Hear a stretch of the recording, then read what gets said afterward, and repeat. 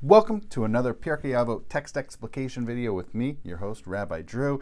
We are now on the 20th text in the 4th chapter of Pirkei Avot, and this one is interesting for many reasons. Now, the first of which is we have seen some texts in this chapter in which we get not one but two sayings basically packaged together. Maybe there's a similarity in theme or actually that's usually how it's organized. Why are they put together? Usually there's some connecting thread, some overarching theme that connects the two. This one is interesting because not two, but we actually get three rabbinic statements in this 20th text in the 4th chapter of Pirkei Avot. And we're going to see what this theme is. So we start off with Rabbi, or actually not a rabbi. I was about to say rabbi. He's not a rabbi. His name is Elisha ben Avuya. So Elisha, son of Avuya.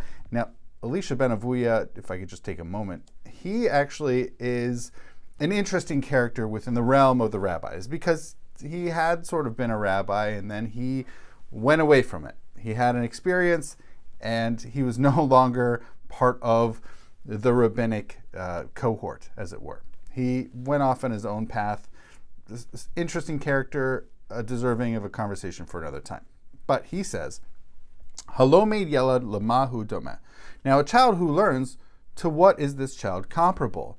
L'dio kituva al niyar chadash. It's comparable to ink written upon a new writing sheet. V'halomed zaken lamahu domeh. Now, an elder who learns, to what is this elder? What is this situation compared? L'dio kituva al niyar machu. Now, this situation is compared to ink written on a rubbed writing sheet, meaning the rubbed writing sheet there's a lot less clarity to reading the ink versus the child. As a child who's learning, that child really can have a greater sense of clarity about what they are learning, of what this material is. And so clearly, what Elisha ben Avuya is advocating here is learn as early as possible. Education's important, yes, but as a child, whatever you learn as a child will be much more clear to you than necessarily as an elder. And that's Elisha ben Avuya's, that's an interesting parable. Now, we're going to see, and you're going to see the connecting thread, the following two statements are also parables about education and age. Now, we're transitioning though. Elisha ben Avuya is talking about the learning aspect. Now we're going to it'll be interesting. Okay. Now the second one. Rabbi Yossi bar Yehuda ish Kfar Habavli Omer. So this is Rabbi Yossi, son of Yehuda, the leader of the Babylonian village. And he says, Halomed min hakatanim lamahu domeh. So one who learns from children, to what is this person comparable? Le'ochel anavim kehot v'shosa yain megito. This is comparable to one who eats unripe grapes and drinks wine from one's vat. Now, wine from one's vat, we wouldn't even consider that to be wine. We would actually consider that to be more like grape juice. Now, we're going to see the contrast here because just like Elisha ben Avuya, he provides the opposite. He also said, V'halomin min hazakenim lamahu domen, one who learns from elders, to what is this person comparable? L'ochel anavim b'shelo v'shota yain yashan. This is comparable to one who eats ripe grapes, and aged wine. Now, clearly, these two examples of what the metaphor are, of whether you're having unripe grapes or ripe grapes, that you could easily eat and would be enjoyable, versus unripe grapes, those are not enjoyable. They're not as sweet. And similarly, having grape juice versus aged wine, that is a noticeable difference. And so what Rabbi Yossi, son of Yehuda, the leader of this Babylonian village, is advocating is it's better to learn from elders than from children because there's much more texture and context. It's a lot more fully developed and much more enjoyable and richer than learning from children.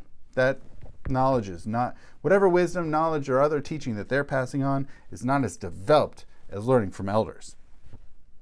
It's a really rich metaphor, right? We can almost taste the difference between grape juice and deliciously aged, fully bodied character with various notes of fruit and oak in it wine, right? It's a vast contrast. Similarly, learning from a 5-year-old versus a 75-year-old, I think there's a massive difference in the quality of what one learns from each of those. But there's an interesting retort by Rebbe Meir. Now, just as a quick note, some of you may have, especially if you're reading out of a booklet or a book, because I know some of you do, and you've told me that you follow along in your books. Maybe you have Pirkei Avot and a Sidur. Some editions simply have Rebbe, referring to Rabbi Yehuda Hanassi. But there are many manuscripts out there that actually have Rebbe Meir. And so I think what happened was many manuscripts had Rebbe Meir, and at some point in time, someone mistranscribed it and left out the Meir, and it just turned out to be Rebbe. But it seems to be that it's Rebbe Meir here who's providing this third statement. And he says, Al tistakel b'kan kan, ela b'mash yeshbo. Don't look what's in the jug, look what's inside of it. Yesh kan kan chadash male yashan, v'yashan shafilu chadash ein bo. He says, there are some jugs that there are a totally new jug, totally fresh, totally clean, or not clean, a totally new jug, but it's filled with rich old wine that's been aged. And there's also a really old wine jug that it doesn't even have grape juice in it, okay? It doesn't even have new wine in it. So what Rebbe Meir here is responding to is saying, look, yes, Rabbi Yossi, son of Yehuda, leader of this Babylonian village, yes, that is true. One who learns from elders can get much more of a richer wine when it comes to education than one can from children. But sometimes there are old people, they don't really know a lot. Right, so he's talking about this old container, and it doesn't even have new wine. Maybe they don't have. Now, look, the overarching theme, and I've said this before, the overarching theme of Pirkei Avot is about Torah and Torah study and really valuing it. So I think, although their orientation, their focus here, and certainly Rebbe Meir, really is talking about Torah study and Torah knowledge, we could also probably broaden it out to even other areas of life and knowledge. Be that as it may, Rebbe Meir here is saying old people, just because someone's old doesn't mean they have a lot of knowledge in them, or even more specifically, Torah study knowledge. Meanwhile, you might have young people who, as it turns out, as he says, yesh kan kan chadash. You might have a young person, malei yashan.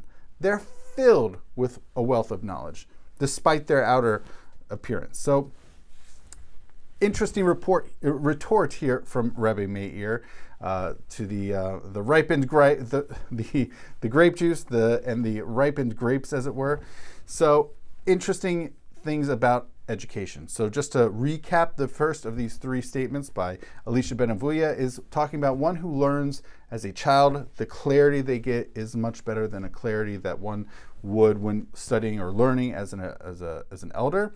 Rabbi Yossi, son of Yehuda, the leader of this Babylonian village, says, when learning from elders, that's like a developed, rich wine, versus learning from children, it's really like just grape juice. It's not really full of flavor. And Rebbe Meir's retort slash qualification, which is to say, you might have some old people who they are old but don't have a lot in them, and younger people who, despite their youthful appearance, actually are contain and have a lot of wisdom and a lot of knowledge to share. So I hope you enjoyed that. I hope that was helpful. Some really interesting metaphors in thinking about education, teaching, learning, and age. So I hope you enjoyed it, and thank you so much for watching.